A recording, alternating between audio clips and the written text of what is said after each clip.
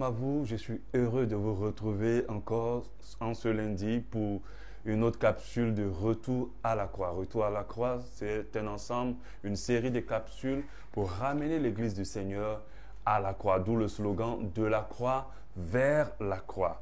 Aujourd'hui, nous allons aborder avec l'aide du Saint-Esprit un sujet important qui concerne le retour à la croix. Ce sujet-là, c'est porter sa croix pour suivre Christ. Porter sa croix pour suivre Christ. Jésus-Christ, notre Seigneur, a donné une condition à quiconque qui veut le suivre. Et cette condition-là, c'est de porter sa croix. Quiconque veut être disciple doit pouvoir porter sa croix. Et Matthieu 10, 38 nous le dit. Celui qui ne prend pas sa croix, celui qui ne prend pas sa croix et ne me suit pas, n'est pas digne de moi. Le Seigneur dit, celui qui ne prend pas sa croix et ne me suit pas, n'est pas digne de moi. Et il le dit aussi à Luc 14, 27. Et quiconque ne porte pas sa croix ne me suit pas, et ne me suit pas plutôt, ne peut être mon disciple. Alléluia. Posez la question aux chrétiens, aux enfants de Dieu de nos jours, c'est quoi porter sa croix pour suivre Christ? Peu d'entre eux sauront vous dire c'est quoi exactement. Et malheureusement, peu d'entre eux pourront vous dire qu'ils intègrent vraiment cet objectif dans leur marche chrétienne, le fait de pouvoir porter la croix. En tant que chrétien, je veux dire en tant que petit Christ, les paroles du Seigneur pour nous sont plus importantes que tout le reste, tout le contenu de la Bible. Ce que Jésus lui-même a dit est plus important que tout le contenu de la Bible parce qu'il nous a donné ce message-là afin que nous puissions être en phase avec le Père. Donc nous devons apporter beaucoup de considération à ce qu'il a dit. Et une chose qu'il a dit, il a dit pour le suivre, pour être son disciple, pour être agréable, pour être digne de lui, il faut que nous puissions porter notre croix afin de pouvoir le suivre. Jésus est la tête de l'Église, je précise, la raison de l'existence de l'Église, le chemin, la porte unique qui mène au Père. S'il nous dit de porter la croix pour le suivre, nous devons nous poser alors la question de savoir c'est quoi porter sa croix? C'est quoi porter la croix en réalité? Amen. Donc, comment en tant que chrétien, on peut vivre sans savoir exactement en quoi cela consiste réellement, sans adapter sa marche chrétienne au fait de pouvoir porter sa croix et suivre Jésus. Alléluia. Retourner à la croix, c'est aussi porter sa croix tous les jours. Retourner à la croix, c'est aussi porter sa croix tous les jours en tant qu'enfant de Dieu qui a été engendré par le sacrifice de la croix. C'est quoi porter sa croix? Alléluia. Ce n'est surtout pas porter une croix sur le cou, surtout pas porter une croix sur son vêtement, surtout pas porter une croix sur son véhicule, sa maison. Ce n'est surtout pas porter une croix en tatouage comme plusieurs chrétiens le font, même des chantres de l'Éternel le font. Ce n'est pas porter une croix dans l'église ou porter une croix dans le logo de l'église ou en face de l'église. Porter sa croix plutôt a plus de profondeur que cela. Pour savoir ce que c'est que porter sa croix, nous pouvons observer le parcours de Jésus. Parce que Jésus était le modèle. Quand il est venu, il nous a montré déjà comment marcher. Et dans sa marche, il nous a montré comment porter sa croix. Et nous devons aussi observer le parcours des apôtres, des disciples juste après lui. Et aussi, il nous a montré comment porter sa croix. Porter sa croix et suivre Jésus. Et quand on regarde cela, porter sa croix est évidemment lié à une souffrance. Alléluia, c'est vrai que c'est choquant, mais c'est clair. Est évidemment lié à une souffrance, mais pas n'importe quelle souffrance. Les souffrances que nous subissons du fait que nous ayons choisi de marcher avec Christ. Les souffrances que nous subissons du fait que nous ayons choisi de marcher avec Christ. À cause du fait que nous ayons choisi de donner notre vie à Jésus, de lui consacrer complètement notre vie, de faire de lui le centre de notre vie, de lui appartenir, il y a des conséquences. Alléluia. Des conséquences qui vont arriver dans nos vies et qui vont être des souffrances. Pour mieux comprendre porter sa croix, nous allons lire Marc 10, 28. Marc 10, 28 nous dit, Pierre se mit à lui dire, voici nous avons tout quitté et nous t'avons suivi. Au verset 29, Jésus répondit, je vous le dis en vérité, il n'y a personne qui, ayant quitté à cause de moi, il a précisé à cause de moi. Donc il faut comprendre que porter sa croix est lié au fait de suivre Jésus et de le faire à cause de Christ. Et à cause de la bonne nouvelle, à cause de l'évangile, de l'œuvre du Seigneur, de la bonne nouvelle, sa maison ou ses frères, ses soeurs, sa mère, son père, ses enfants ou ses terres, au verset 30, ne reçoivent au centuple présentement dans le siècle-ci. Donc Dieu dit que Jésus dit, si tu quittes tout à cause de lui, tu vas le recevoir au centuple. Dans ce siècle-ci, des maisons, des frères, des sœurs, des mères, des enfants, des terres. Mais regardez ce qu'il complète. Avec des persécutions, avec des souffrances, on veut dire, avec des manquements, avec des difficultés, avec des problèmes dans le siècle à venir et la vie éternelle. Bien sûr, on aura dans le siècle à venir la vie éternelle. Lui, porter sa croix fait allusion aux souffrances, aux persécutions, aux privations, aux dangers auxquels nous sommes confrontés, où nous sommes exposés, aux manquements à cause du fait que nous avons décidé de suivre Jésus et de partager l'évangile du Seigneur et d'être entre ses mains un instrument. Alléluia. C'est un message qui n'est plus d'actualité dans nos assemblées aujourd'hui. Un message qui n'est plus d'actualité dans nos assemblées, mais qui reste toujours d'actualité dans les zones hostiles à l'évangile. J'ai un ami en Algérie qui tous les jours risque sa vie à cause du fait de servir le Seigneur. Tous les jours risque son existence à cause du fait de servir le Seigneur. Aujourd'hui, on dit aux chrétiens que quand on est en Christ, c'est le bonheur, c'est la joie, c'est l'élévation, c'est la percée, c'est vraiment la belle vie. Et quand on montre les images du chrétien au chrétien, c'est une image de bling, une image de succès, une image de réussite, une image de bonheur, une image vraiment qui est contraire à l'évangile, qui est contraire au fait de porter sa croix. Je n'ai pas dit que quand on est chrétien, on ne doit pas être heureux. Je n'ai pas dit cela. Je n'ai pas du tout dit cela. Mais vous devez comprendre que quand on est chrétien, on va vivre des situations compliquées. On va vivre des manquements. On va vivre des difficultés. On va même vivre des pauvretés à cause du fait qu'on ait choisi Christ, à cause du fait qu'on ait décidé de marcher dans ses voies. Il faut qu'on le dise aux enfants de Dieu que ce n'est pas anormal pour toi de souffrir parce que tu as choisi Jésus. C'est au contraire normal. Alléluia. Surtout si la conséquence de ta souffrance est le fait que tu veux marcher droitement dans le voie du Seigneur. Alléluia. Si c'est ça la conséquence de tes souffrances, alors tu es en train de porter ta croix. On lit toujours la vie de Jésus à la souffrance, pendant que cette vie aussi, le fait de choisir Jésus, est une vie aussi de complications et de difficultés. Parce que tu ne peux pas choisir Jésus dans le monde dans lequel on vit et puis dire que tout va bien. Il aura forcément des complications. Parce que ce monde-là, il est corrompu. Ceux qui veulent vivre bien dans ce monde sont obligés de se corrompre. Ils ne peuvent pas porter leur croix. Alléluia. Jésus nous a dit en Jean 15, 18, « Si le monde vous hait, sachez qu'il m'a haï avant vous. » Si le monde vous hait, sachez qu'il m'a haï avant vous. Pour nous faire comprendre que moi j'ai souffert, vous devez aussi souffrir à cause du chemin que vous avez choisi. On m'a rejeté, on vous rejettera aussi. Je n'ai pas été à l'aise dans ce monde-là. Vous ne pouvez pas être aussi à l'aise dans ce monde. Le monde ne peut pas vous accepter. Si le monde vous accepte, posez-vous la question si vous portez vraiment votre croix. On fait comprendre aux chrétiens qu'il n'y a pas de souffrance attachée à la vie de ceux qui s'engagent sincèrement avec Dieu, avec Christ. La prédication de la croix aujourd'hui, la prédication de la croix est une folie pour ceux qui périssent. Parce que quand tu parles de la croix, tu es obligé de parler de ce volet-là. Les persécutions, les souffrances, les manquements, même la pauvreté est liée au fait qu'on choisisse de marcher avec Christ. Au stade où je suis, je peux régler mes problèmes par plusieurs manières. Une belle femme peut régler ses soucis par plusieurs manières. Il suffit qu'elle accepte de coucher avec certains qui ont les moyens et puis elle s'en sortira, elle n'aura plus de soucis. Et c'est le choix que beaucoup d'enfants de Dieu ont fait. Et ils font exprès de faire comme si c'est Christ qui leur a donné. Si tu veux marcher en intégrité de la croix, mon frère et ma soeur, tu vas souffrir.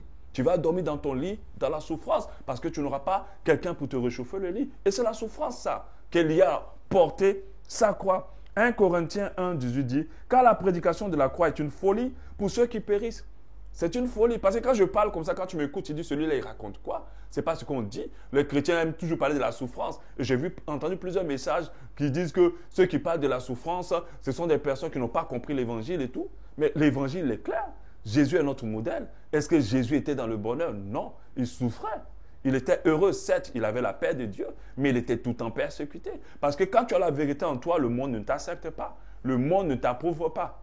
Alléluia. Le monde ne peut pas t'accepter. Au contraire, le monde va te rejeter. Parce que là où la vérité de Christ est proclamée, les gens du monde ne sont pas à l'aise. La Bible dit que la prédication de la croix est une folie pour ceux qui périssent. Plus on parlera de ça, ceux qui m'écoutent vont dire, mais il raconte quoi? C'est une folie.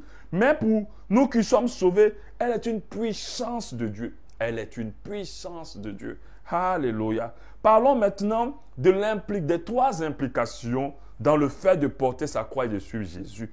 Implication 1, renoncer à soi-même pour suivre Dieu. Pour laisser Christ vivre en nous, abandonner sa vie entière entre les mains de Dieu. Donc pour cela, là, quand tu renonces à toi-même, tu auras humiliation.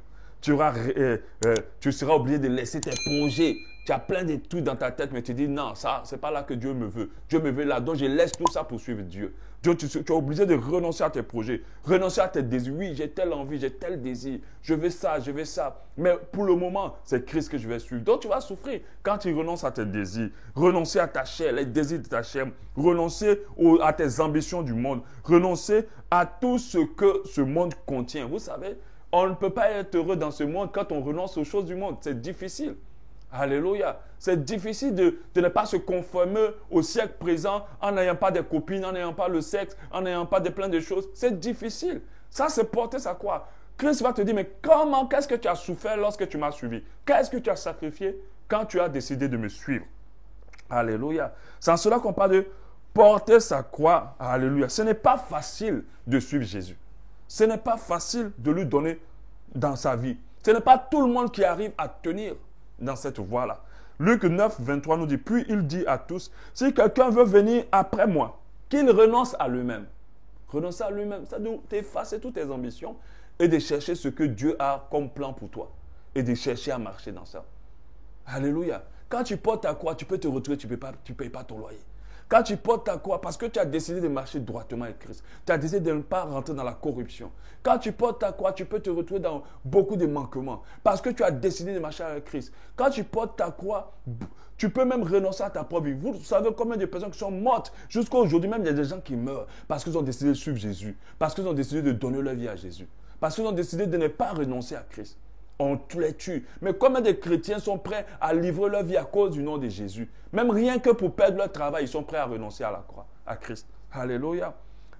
Il a dit qu'il se charge chaque jour de sa croix et qu'il me suive. Si quelqu'un veut venir après moi, qu'il renonce à lui-même, qu'il se charge chaque jour de sa croix et qu'il me suive. La deuxième implication, c'est accepter de souffrir à cause de l'évangile de la foi. Annoncer Jésus. Rester loyal à Christ et à sa parole malgré tout ce qui se passe. Accepter de perdre des privilèges importants à cause du fait de suivre Jésus. Accepter de perdre de l'argent. Accepter d'être licencié. Accepter d'être pauvre parce qu'on a décidé de suivre Jésus. Ça, on ne le dit pas aux chrétiens. On ne leur fait pas comprendre que le fait que tu veux suivre Jésus peut des fois t'amener dans des chemins de difficulté. Alléluia. Aujourd'hui, là, nous tous, on peut réussir. Nous tous aussi, on peut rouler des grandes voitures chères. Il suffit seulement de faire des petites allégeances. Il suffit seulement de suivre des petites voies. Il suffit seulement de coucher avec certaines personnes. Et puis tu t'en sors. Il suffit seulement de rentrer dans certains partis politiques. Et puis tu t'en sors. Il suffit seulement de changer ton message. Et ton église se remplit. Il suffit seulement de changer ta prédication. Et tes programmes deviennent plus grands. Il suffit de prêcher ce que les gens veulent entendre. Et tu deviens célèbre. Mais quand tu portes ta croix... Tu vas gérer un ministère qui ne va pas grandir tout de suite. Ça va être difficile. Tu vas gérer une vie qui va être compliquée. Parce que tu as décidé de marcher dans la vérité. Parce que tu es dans un monde qui est hostile aux choses du ciel. Alors ce monde-là ne va pas être forcément favorable à toi tout de suite. Mais je ne dis pas que Dieu ne bénit pas. Dieu bénit. Dieu bénit. Et Dieu nous bénira pour nous qui portons notre croix. Ceux qui ne portent pas leur croix ne sont pas prêts à perdre des privilèges, ne sont pas prêts à céder des envies. On a 2 Corinthiens 12, 10, c'est dit, c'est pourquoi je me plais dans mes faiblesses. Oui, je n'ai pas d'argent pour payer mon loyer, je n'ai pas d'argent pour manger. À cause du fait que j'ai choisi de marcher avec Christ et de ne pas me corrompre, je bénis Dieu pour cela. Je sais que c'est passager, je bénis Dieu. Je me plais dans mes faiblesses, dans mes outrages, dans mes calamités, dans les persécutions, dans les détresses pour Christ. Pour Christ. Car quand je suis faible, c'est alors que je suis fort. Dans des pays asiatiques, des gens meurent à cause de Jésus. Ils peuvent sauver leur vie que seulement en renonçant à Christ, mais ils ont décidé de mourir à cause de Jésus. 2 Thessaloniciens 1,4 dit, nous aussi nous glorifions-nous de vous dans les églises de Dieu à cause de votre persévérance et de votre foi au milieu de toutes vos persécutions. On sera persécuté quand on suit Jésus. Quand tu vas décider d'être chaste, tu vas voir les gens autour de toi commencer à te persécuter. Quand tu vas décider de ne pas de ne pas céder aux avances d'un milliardaire ou d'un riche ici, tu vas voir même ta propre famille te rejeter. Ma soeur, mon frère, tu es en train de porter ta croix. Alléluia. Ils vont te rejeter, mais Christ te relèvera un jour. Christ te bénira et te récompensera. Et la récompense qui est au ciel est plus grande que toute récompense sur la terre. Et des tribulations que vous avez supportées. Porter sa croix, c'est l'implication 3. Porter sa croix, c'est subir les conséquences du renoncement plutôt, de l'abandon de sa vie à Christ. Donc, porter sa croix, c'est accepter de souffrir à cause de la foi. Accepter même de mourir. La Bible dit en Matthieu 5, 10, « Heureux ceux qui sont persécutés pour la justice, car le royaume des dieux, des cieux est pour eux. » Heureux ceux qui sont persécutés pour la justice, car le royaume des cieux est pour eux. Alléluia. Pour terminer, on va regarder ensemble cette petite vidéo où on voit plusieurs personnes porter une croix physique. Alléluia, porter une croix physique. En fait, la croix, c'est la souffrance. La souffrance qu'on prend pour suivre Dieu. Alléluia. Je sais qu'en Christ, parce que quand il a dit, vous abandonnez plusieurs choses, vous aurez aussi la bénédiction, mais vous aurez aussi la souffrance. Donc, ces personnes portent leur croix et vous allez voir un d'eux à trouver la croix lourde. Et à chaque étape de la marche avec sa croix, il prenait la scie, il réduisait la taille de sa croix pour qu'elle soit moins lourde et il continuait. En fait, c'est une personne qui n'accepte pas les souffrances. À chaque fois qu'il y a une souffrance, il cherche le moyen, à cause de Jésus, d'alléger sa souffrance et de ne pas pouvoir supporter la souffrance à cause de Dieu. Et il y a plusieurs manières d'alléger sa souffrance et de raccourcir sa croix. Et cette personne-là, cet homme-là, vous voyez très bien, va continuer à couper la croix au fur et à mesure, pendant que les autres ont gardé la croix intacte et l'ont portée jusqu'à la fin. À la fin, à un moment donné, on va les voir tous arriver en face d'un ravin où chacun doit poser sa croix pour pouvoir traverser. Et celui qui a passé son temps à couper sa croix se rend compte que sa croix est toute courte et qu'il ne peut pas traverser de l'autre côté, c'est-à-dire pour partir au salut éternel, pour partir au bord de Jésus, pour être sauvé. Et cette personne-là va regretter amèrement. Acceptez de souffrir pour Jésus. Acceptez de souffrir parce que vous avez donné votre vie à Jésus. Si votre vie n'est pas appréciée, n'est pas publicitée par les gens, ce n'est pas grave.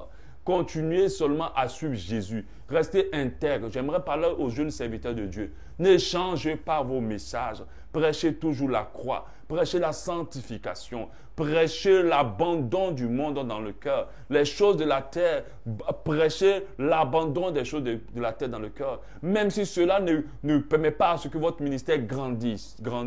Continuez à prêcher cela. Vous allez souffrir en tant que serviteur de Dieu, mais votre récompense est grande dans les cieux. Que Dieu vous bénisse.